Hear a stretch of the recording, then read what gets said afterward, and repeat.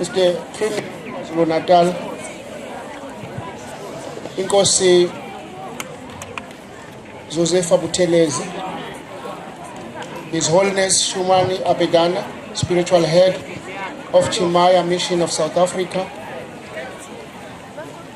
Swami Sivananda, General Secretary. I observe all the protocol. I'm not going to say much. I just received a message yesterday from His Majesty King Zulu Zwelithini,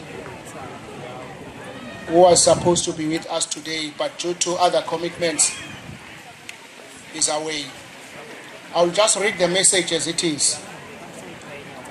On the occasion of the 17th anniversary of the Sivananda World Peace Foundation, I extend my warmest congratulations to Prince Ishwar Ramlakshman Mapega Zulu and the entire team.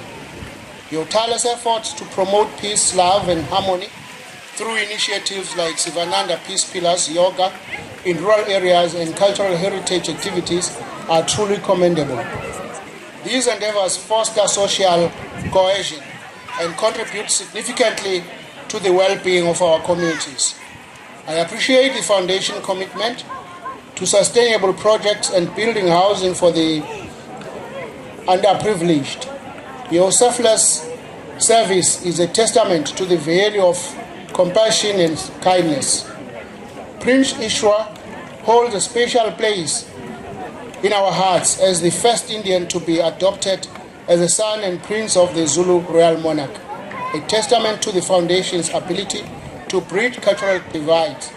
We recall the association of the late King Goodwill Zwelithini Kabheka Zulu and the significance of Unyazi lweZulu, uShembe. May the Sivananda World Peace Foundation continue to thrive and inspire future generations to strive for brighter, more compassionate world. I thank you. This is what King Zulu had to say. Thank you so much.